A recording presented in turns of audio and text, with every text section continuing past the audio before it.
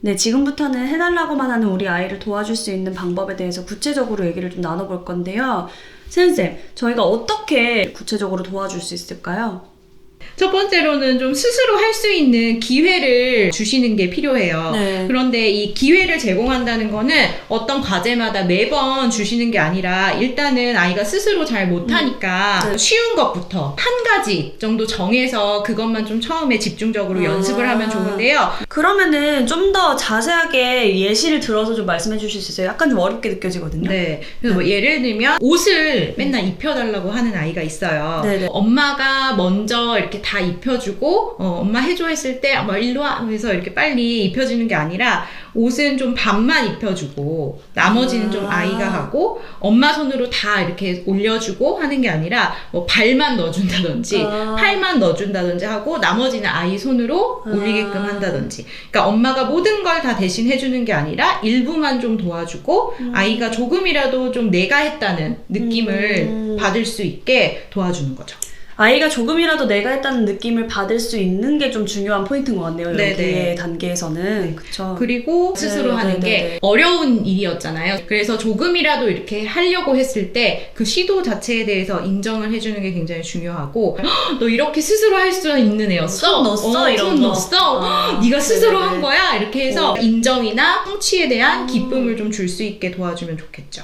근데 이제 여기서 엄마가 생각하는 방법과 당연히 맞지 않을 수 있어요. 아이가 어떤 스스로 하는 방법들이. 네네네. 그리고 또 익숙하지가 않아서 아이가 스스로 하는데 시간이 조금 걸리더라도 일단은 처음에는 좀 기다려주고 아이들이 스스로 할 수 있는 기회를 주는 거예요. 그런데 이거를 할 때 좀 급할 때 네. 뭐 이렇게 정신 없을 때 아침에 뭐 학교 가기 전에 그럴 이렇게 때는 안 하다 되겠네. 보면 너무 네. 정신이 없고 또 해주게 되고 이런 이제 또 안 좋은 어떤 순환이 반복될 수 있잖아요. 네네. 그래서 상대적으로 좀 여유 있는 시간을 찾아서 근데 이건 또 집안마다 또 다를 수 있겠죠. 맞아요. 그래서 뭐 예를 들면 저녁 이후 시간이라든지 네. 뭐 학교하고 나서 이렇게 정해서 그 시간을 좀 활용하는 게 도움이 될 수 있어요.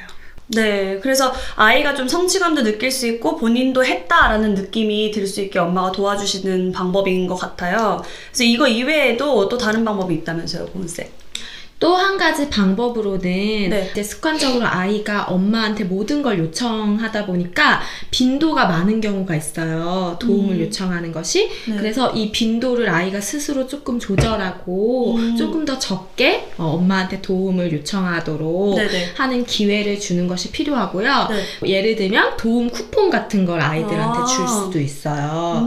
그래서 아이랑 의논을 해서 하루에 쓸 수 있는 도움 쿠폰의 양을 조금 정하고 네. 아이가 항상 엄마한테 도와달라는 게 아니라 몇 번 정도, 하루에 3번 정도만 엄마한테 도와달라고 해야지 이렇게 조금 스스로 조절할 수 있는 기회를 주는 게 필요해요.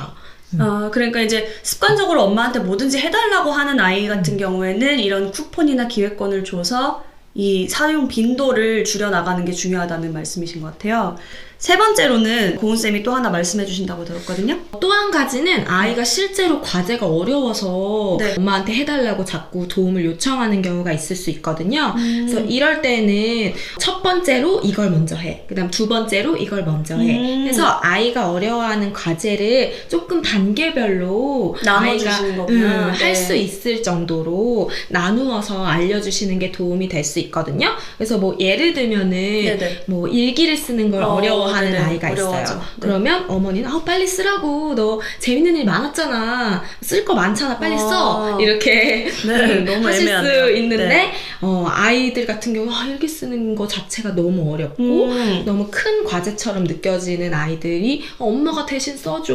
막 네. 이렇게 하다 보면 그럼 엄마 불러준 대로 써. 이렇게 해서 그런 경우 많을 것 같은데요. 네. 그렇게 되는 경우들이 있는데 단계별로 첫 번째 어제 있었던 일 3가지 정도 우리 생각해 볼까? 나눠서 힌트를 주시는 거군요. 네. 그래서 아이가 생각하고 나면 그러면 우리 두 번째는 그 중에서 제일 재밌었던 일 한 가지를 골라볼까?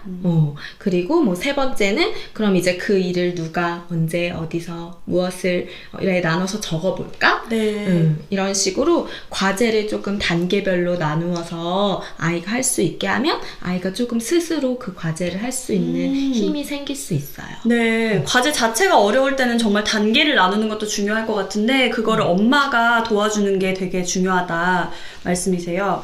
그럼 그 외에도 우리가 이 세 가지 이외에도 지켜야 될 것들이 있다면서요, 센쌤? 네. 저희가 계속 강조한 부분이기도 한데 네. 아이가 못했던 걸 이제 잘했을 때 칭찬하는 것도 중요하지만 이미 좀 스스로 하려고 노력하거나 이미 좀 잘하고 있는 거를 미리 찾아서 거기에 대한 이제 인정과 칭찬을 좀 계속 해주시면 네. 거기에 대한 이제 동기가 더 많이 생기겠죠. 네. 그래서 이미 스스로 잘하고 있는 것을 좀 캐치해서 칭찬해 주시면 좋을 것 같고 또 혹여나 실패를 했더라도 실수를 했더라도 거기에 대해서 이제 너무 좀 윽박 지르거나 네. 뭐 너 몇 번을 말해야 알아듣냐 뭐 이런 식으로 그럴 면박을 수 있죠. 주기보다는 그러면 안 되죠. 네. 그것도 좋은 방법이었던 것 같다. 다음에는 그러면 요렇게 한번 해볼까 하고 좀 힌트나 격려를 해주시는 게 도움이 될 것 같아요. 그래서 오늘은 해달라고만 하는 아이, 지나치게 계속 해달라고 하는 아이를 우리가 어떻게 대해야 되는지를 알아봤는데요. 도움기획권 주는 거, 뭐 쿠폰을 주는 거나 아니면 단계별로 과제를 나누어서 하는 거, 그리고 아까 계속 세은쌤이 말씀하셨던 것처럼 아이가 계속 본인이 하고 있다는 느낌이 들게끔 엄마가 옆에서 도와주는 게 가장 도움이 된다는 말씀이 많이 남네요. 그래서 오늘 어머님들이 꼭 한번 시도해보시면 좋을 팁들이 많이 나온 것 같고요. 오늘도 영상 끝까지 들어주셔서 감사하고요. 구독 버튼, 좋아요 버튼 꼭 눌러주세요. 오늘도 더욱 행복한 우리 아이를 위해 로돌프 백과사전 하세요.